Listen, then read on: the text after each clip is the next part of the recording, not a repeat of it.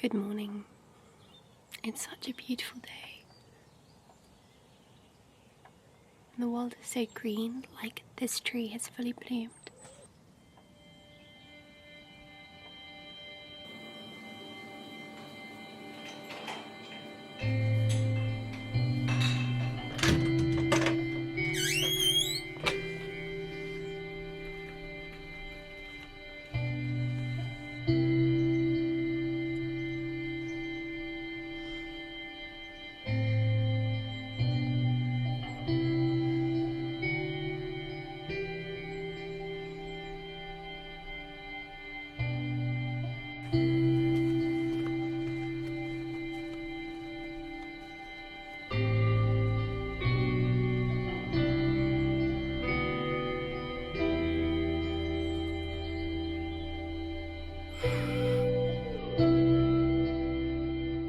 Bluebells are my favourite flowers by far, and they're finally out.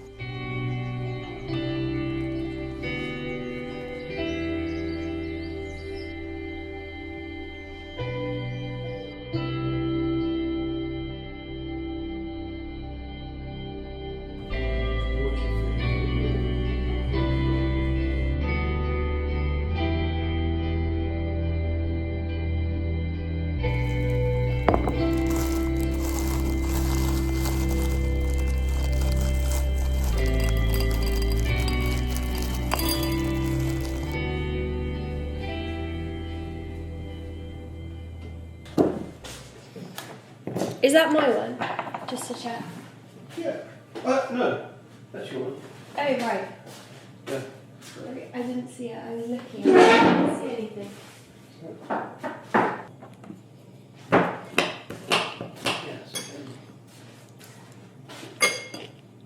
My daily breakfast is forever met with confusion because I like having peas for breakfast. And if you've been watching my videos for ages, I don't tend to usually show it in video. I just kind of posted a photo of my breakfast setup on Instagram, and everyone was like, wait, are those peas? And I realised that I usually don't take a picture of it just because people find it quite confusing. Though I can't say why people find it confusing, because genuinely it is such a good combination.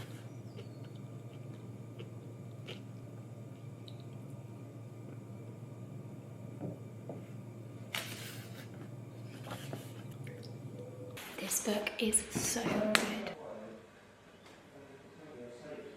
There are just so many beautiful lines in this, and I want to read them aloud to you, but I don't think I can because it's not published yet.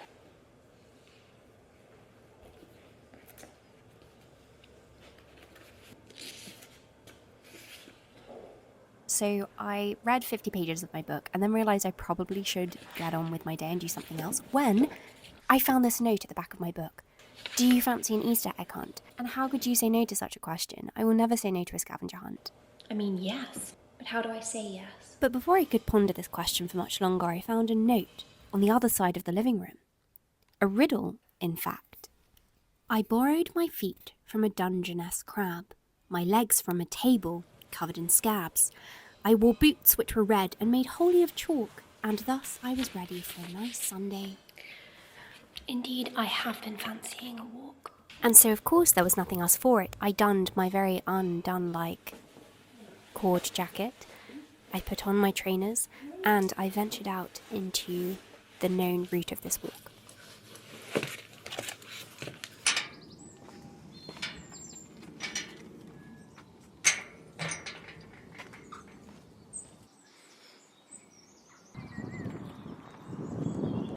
Look at the blossom.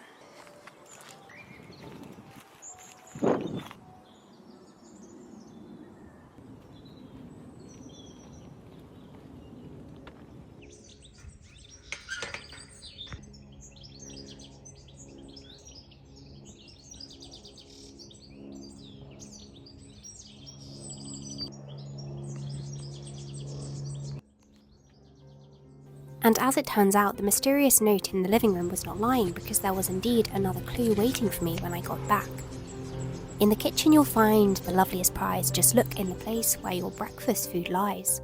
This next clue said to check where the breakfast foods were, and so I looked through the cereals, but there was nothing. Breakfast food, breakfast food.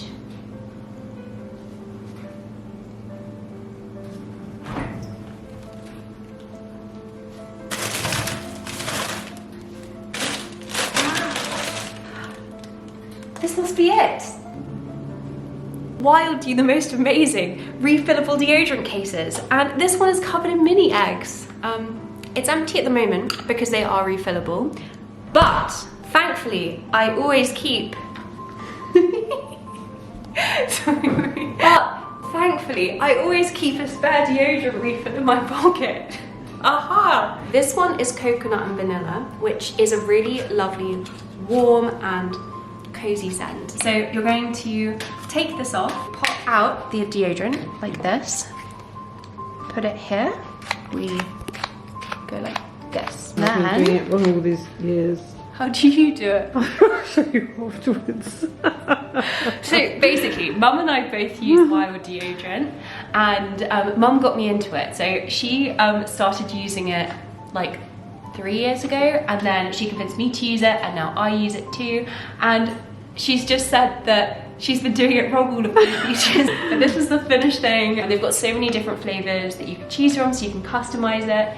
And obviously the best thing about it is that you can refill it, which cuts out on so much packaging being disposed of. If you want to try Wild, then there is a discount code. And if you use my discount code Ruby2025 or click in the link in the description box, then you can get 20% off your fabulous Wild order.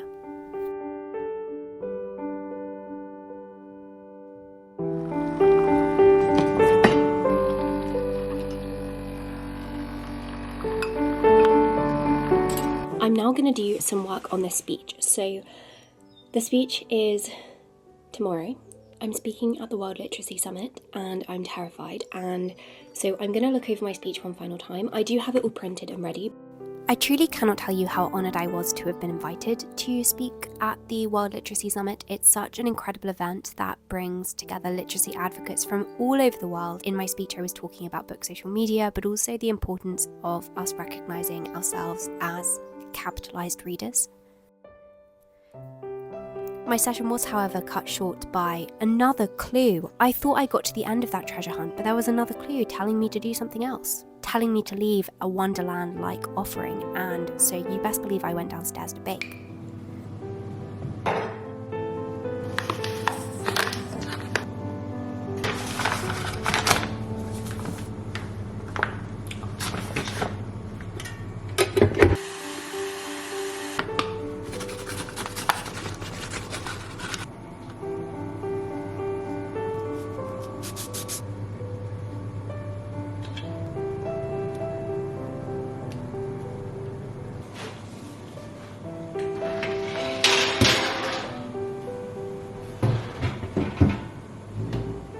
I think the biscuits are ready. Oh no. Oh dear. That's very sad. I left them in for 20 minutes and I thought that that would be a good length of time, but they're very much burnt. I'm hoping that they'll still be appropriate for this offering. Oh gosh, it's hot. There is nothing sadder. My plan had been to drop some around to my neighbour, and now I feel like they're not going to want them. I'd be quite confused if someone showed up with these.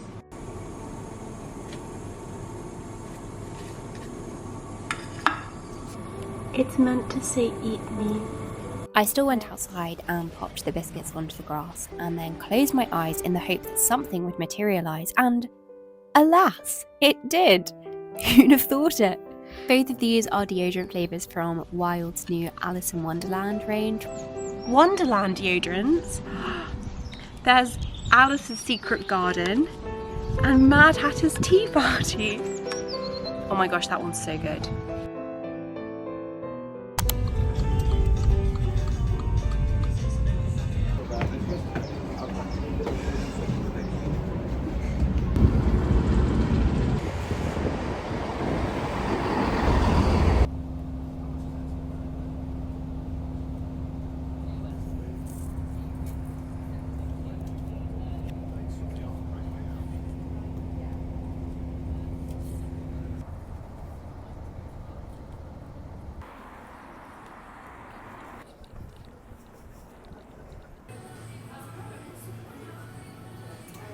Now, one thing I've realised about sushi is that it does enjoy an occasional sprinkle of garlic powder and smoked paprika powder, hence why I keep this little glass pot filled with both of these spices mixed together, and truly, it was so delicious.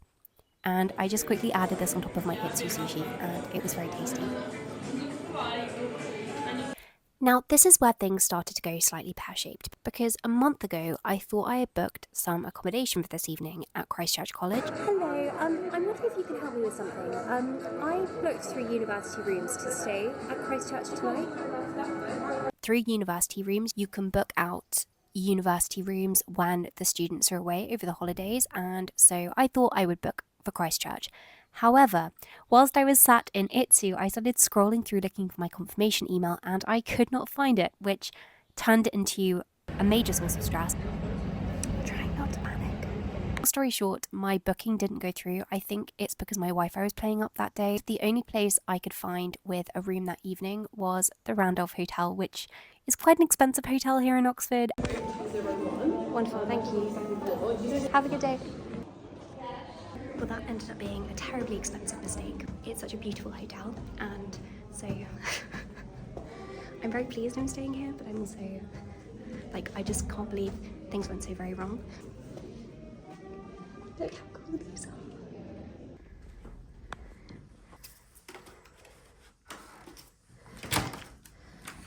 Oh, it's so cute.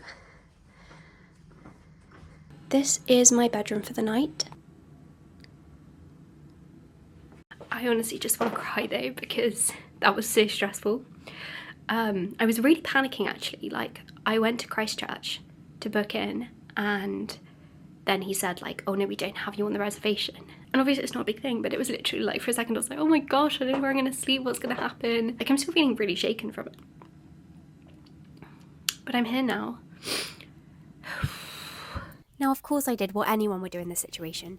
To try and calm down from this state of mild panic, I went to Blackwells, passing this beautiful graveyard filled with bluebells on the way. Blackwells is my favourite bookshop, I think.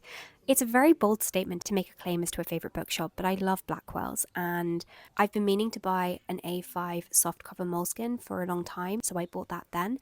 And then I went to The Independent, I got a matcha, and I worked on my novel here, which was so perfectly lovely.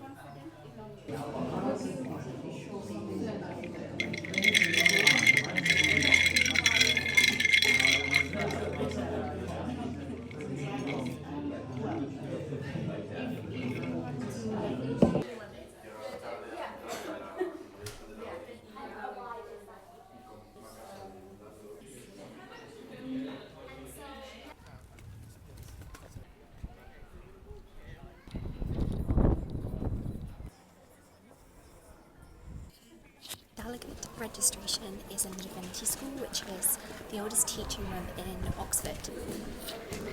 And it's in the Bodleian Library. Yes, so basically I just went to pick up my lanyard and register the fact that I was here in Oxford and indeed ready to speak tomorrow. Okay. And I also got a tote bag, which is lovely. We always love a tote bag. They are doing a walking tour of the city now, and that's kind of like the activity for this evening. I should hope I wouldn't get lost. Look how pretty.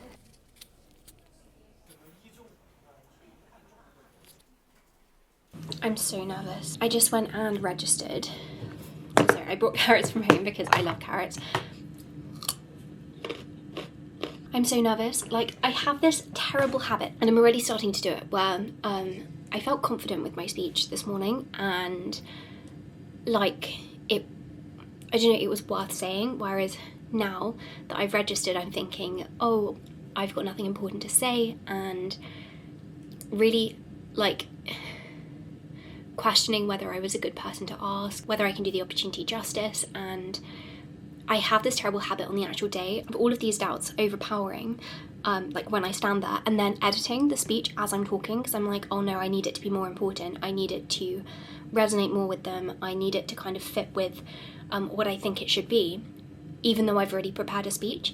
And it always goes so badly when I do that, because then I get flustered and I don't know what I'm saying because I'm just making it up as I'm talking, which is a really bad idea. And so I know I just have to read the speech and present it and kind of speak in a confident way and it will be okay, but like, I really struggle to do that. I just think that I'm boring everyone as soon as I start speaking, and that everyone's thinking, oh my goodness, why is she speaking? Why is she being allowed to speak? And everyone, like, that people are judging and that people are being judgmental as they're listening. And I know in reality, somebody said this in a comment, like in a message to me, and I found it really helpful, but people aren't listening as hard as you think they are, and they're more wrapped up with what's going on for them, and that's such an important thing to remember, and I'm really going to try and remember that tomorrow. Like, it doesn't really matter as much as I think it does, so I just need to say it. And if I manage to do that tomorrow and I actually manage to read the speech without editing it, it will be the first time, I think, since my first year of uni where I've done a speech and not edited it and messed it up as I was going along. I do it every time, and I really don't want to do it this time because this is the coolest place I've ever been invited to speak. I also got these because there's a Korean shop here. I love Korean snacks. These are dried noodles. They're really tasty.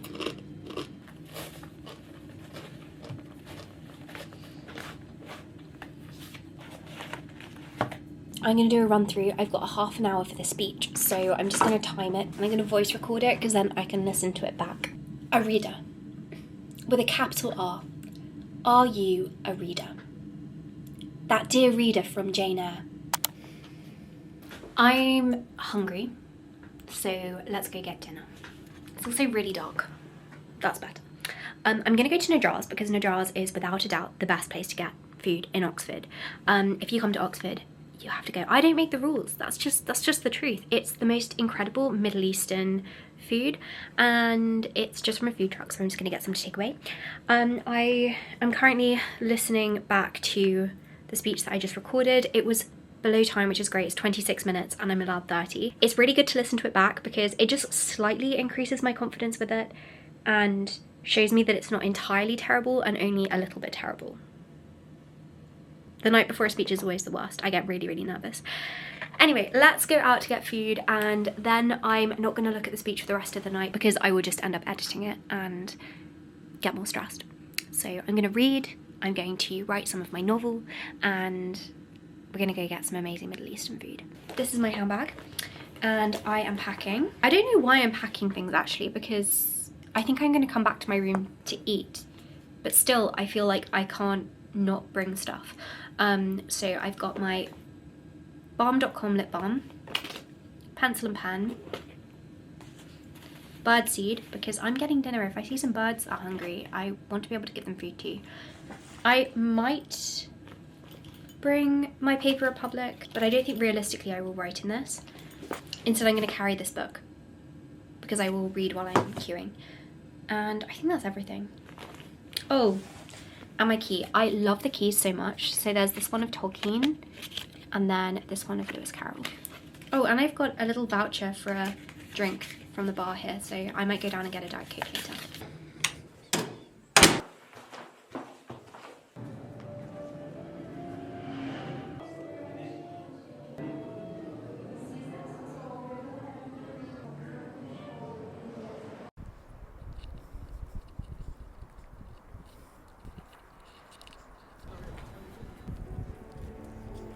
I ate my dinner in University Parks, which used to be owned by Merton College, but then were purchased by the university in 1853 to be used as a recreational space for students. And they also had this thing called Parsons Pleasure, which was a nude bathing place that students and duns would go to. It feels very reminiscent of Roman baths as like a social space, which can also be separated by gender. And it was actually only in 1991 that Parsons Pleasure closed.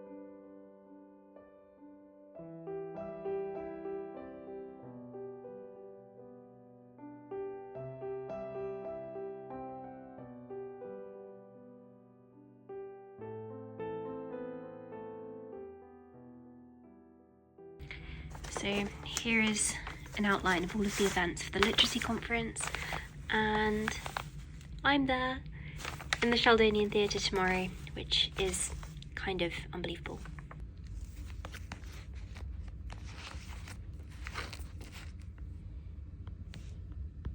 I also just realised that this is the gap under the door. Like, that doesn't feel normal. I forgot the batteries for this. I always bring an alarmed doorstop, but I don't have the batteries unfortunately, so I'm just gonna have to do it like that. Alright, I'm now going to have a shower and I'm gonna get ready for bed. I've managed to suppress the nerves a little bit because I've just been writing for the last couple hours, and I think I wrote about 8 pages downstairs in my new moleskin.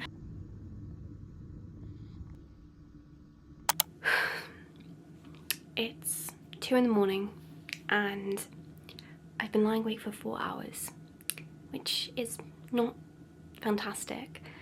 There's a really loud, I'm not sure if you can hear it, but there's a really loud generator. I'm gonna put my AirPods in and see if I can get to sleep like that.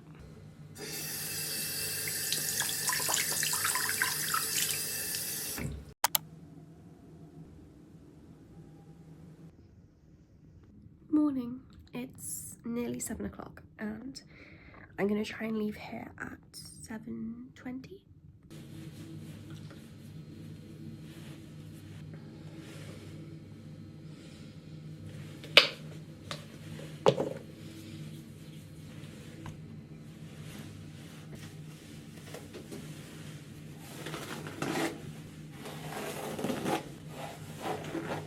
I'm gonna go get dressed now and then we're gonna go have breakfast.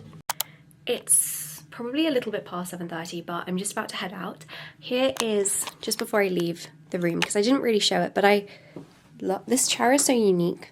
And then here is the desk. I haven't made the bed, but there's a painting of Oscar Wilde above the bed, which I just love.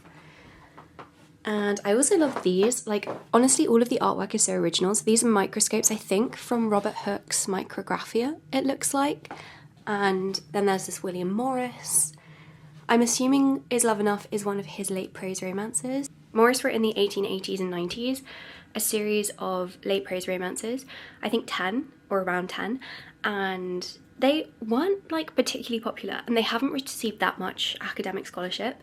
Like it's definitely not what he's known for, but it's very in line with the medieval revival movement that happened at the fin de siècle, as you can kind of tell from the font. Like, that font is very medieval revivalist.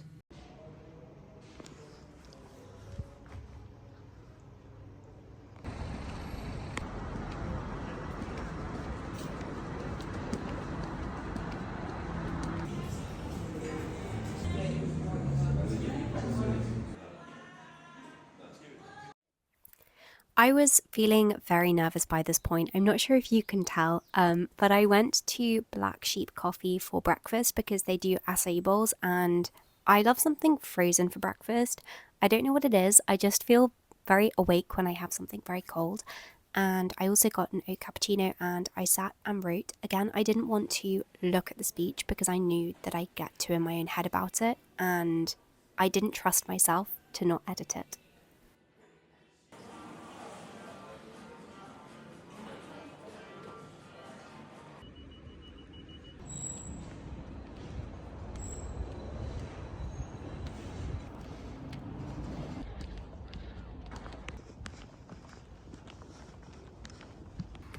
The summit began at the Sheldonian Theatre, which is actually where I had my graduation a couple of months ago, and so it felt very surreal to be back in this beautiful building designed by Sir Christopher Wren with these fantastic painted ceilings. Now, I don't have a full video of the speech, but I do have this snippet that somebody shared. Others still are told the very opposite, that they are not readers. And wouldn't it be nice if you were one? It was an incredible experience, and I am just so honoured to have been invited. And afterwards I was pulled out for an interview, and because I didn't want to interrupt and walk into the next talk, I popped into Blackwells quickly. I just met the most incredible young person. She's 11, she's in year 6, and she runs a literacy programme in Nigeria, and she's written a book. and I'm going to order it. She offered to give me one, but I was like, no, I want to buy it. Sorry, I'm just jumping in whilst I'm editing because I wanted to give you a little bit more information on that. The girl who runs this program is called Ashezi, and she runs this initiative, Book Buddies by Ashezi, and she basically promotes a reading culture in Nigerian schools and specifically works with children in underserved communities and IDP camps. Really, she is amazing. She started this when she was 10 and she goes into schools once a month. She speaks so eloquently. She reads so much as well. She's such a massive reader, and the fact that she wants to share this love with other children, the fact that she's working towards making reading that universal right, I'm just so amazed by her and the work that she is doing, and I just wanted to share that with you very quickly. And hair, right? Well past an appropriate age where we should be collecting this. But in this box, you're retrieve. What can you memorize? What can you replicate? And yet, that's not at all what we're seeing in the workforce. This is from the World Economic Forum. I was also invited for this lunch at the Divinity School, which broke up the talks that were happening in the Sheldonian that day, and I learnt so much from all of these talks.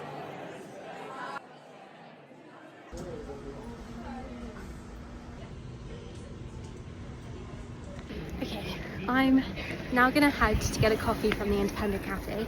It's been such a wonderful day. I've learnt so much. I've taken notes in my notebook. The speech went better than I thought it would. I was really nervous for it because I have this absolutely awful habit of editing speeches as I'm saying them, and this time I was like, you can't do it. So even when I started to second guess myself, I just kept on going, and I'm so pleased I did.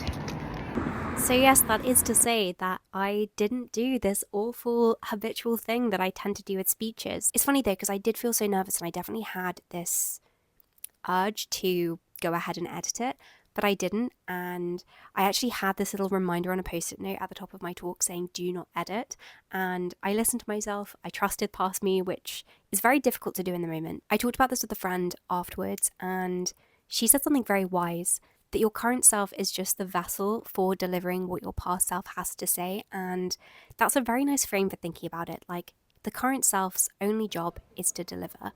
The past self had the job of creating.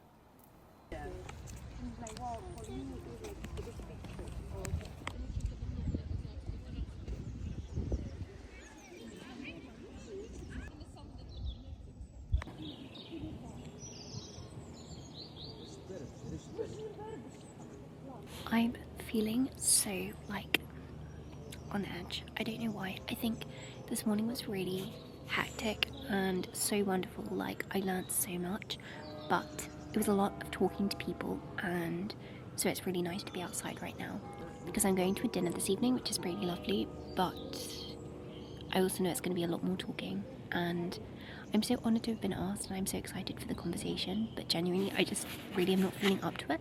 Anyway, I'm loving this book. And I just did want to stress and normalise that, as I very often try to do in vlogs, that it's okay to get tired by something that you do enjoy. So you can really enjoy socialising, you can really enjoy seeing people, but you can find it draining. And I'm really trying to get myself to believe that just because I'm introverted, just because someone's introverted, doesn't mean that they actually dislike the activities themselves. It's just that they feel tired. So I left slightly early from the event because I just felt very drained from talking to so many people, and I knew that I needed to have that time away from people if I was then going to go back and go to the dinner that evening. I actually can't believe how tired I still am. I've been sat here writing for about like 45 minutes, maybe an hour, and I need to go back to the hotel to grab my bag, and then dinner's in like 50 minutes. And I'm so tired. Like, the idea of socialising actually seems utterly not nice at the moment. But I also obviously want to go and I want to talk. It's just, I'm very drained.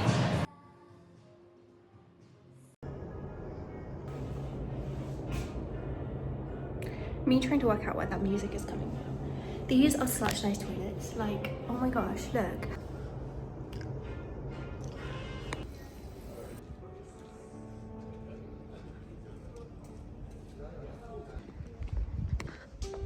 They've got Shakespeare, Milton, and John Donne. Camera, isn't it? Like, you go to the right.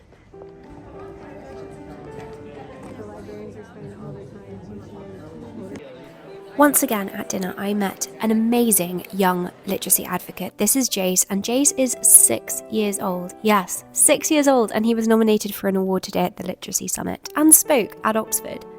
You know, I am here with probably, actually not even probably, Jayce is the coolest and the smartest 6-year-old I've ever met. What do you do?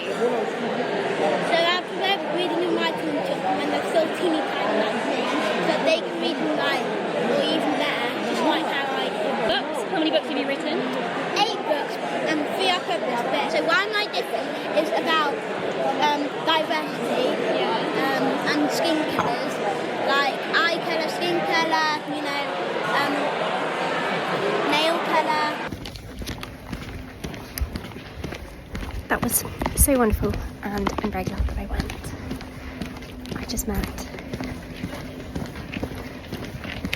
the coolest kid ever. I told him coolest and smartest 6-year-old I've ever met. He does literacy advocacy and has written 3 books, and he goes to schools and libraries and he talks about the importance of reading. He reads with them.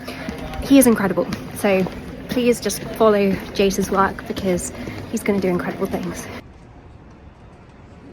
That brings us to the end of this video. Thank you so much for joining. It was very, very eclectic today. It started off with absurdity and then went into a literacy summit, so I don't think you could actually get 2 more polar opposite elements to a vlog, but I still hope you enjoyed, and let me know if there are any vlogs, any videos that you would like to see from my channel coming up, just because I'm doing a big plan for the rest of the year of content. So if there is anything you particularly want to see, then just let me know, because then I can try and slot it into the video plans. But anyway, I hope you have a lovely week and more than just a productive week, and that you're smiling today. I just hope that you smile today.